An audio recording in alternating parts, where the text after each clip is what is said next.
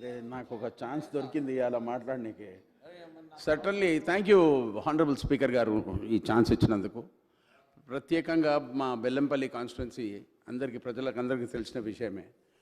మన కాంగ్రెస్ పార్టీ తరఫు నుంచి 30 ఏళ్ళ దాకా ఎవరు రిప్రజెంటేటివ్ లేకుండే.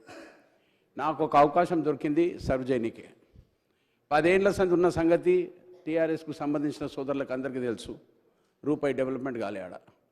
ఇప్పుడు ఈ డెవలప్మెంట్ చేయడానికి అవకాశం వచ్చిన తర్వాత నేను రిక్వెస్ట్ చేసేది ఏంటంటే మా ముఖ్యమంత్రి గారికి, మన గవర్నమెంట్కి అక్కడ చాలా బాధలు ఉన్నాయి. ప్రత్యేకంగా డ్రింకింగ్ వాటర్ ఒకటి.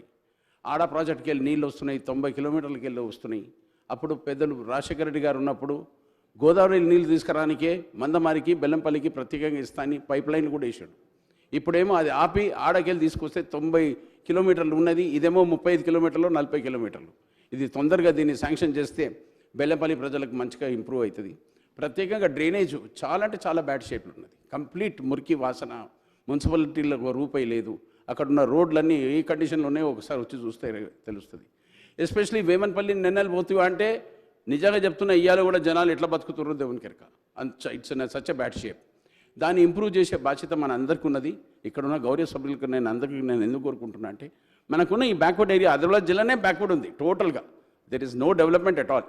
దాన్ని ముంగడు తీసుకుపోనీకి అప్పుడు స్వర్గీయ పెద్దలు రాజశేఖర రెడ్డి గారు మా నాన్నగారితో పాటు ప్రాణహిత చెవెల ప్రాజెక్ట్ అక్కడ ఇనాగ్రేట్ చేసినప్పుడు అప్పుడు నేను మంత్రిగా ఉన్నా. ఆడ పోయి ఆ నెంబర్ ఉండి ఆ రోజు ఇనాగ్రేషన్ చేసిన తర్వాత సత్యసామలంగా చెవెల వరకు వచ్చే ఏ కార్యక్రమాలు చేస్తారో అనుకున్న ఒక ప్రాజెక్ట్ గైడ్లైన్ ఇస్తుంటే ఆ 30,000 కోట్లది ఇలా మీ అందరికి తెలిసిన విషయం 1,27,000 కోట్లకు వచ్చింది. అది కూడా చూసిన తర్వాత చూస్తే తుమ్మడి హట్కేలు వాళ్ళు చేసినది మా బెల్లంపల్లి గిట్ట వాళ్ళకి కొంచెం డైరెక్షన్ చేంజ్ చేసి గిట్ట కొంచెం ఇప్పిస్తే మనకు ఆడ కూడా కొంచెం రైతులకు సోదరులకు ఆ ఏరియా కూడా డెవలప్ అవుతుంది. పోడు భూముల గురించి మా సోదరులందరూ చెప్పారు. దాని గురించి సమస్య కూడా మనకి చేసేది ఉంది.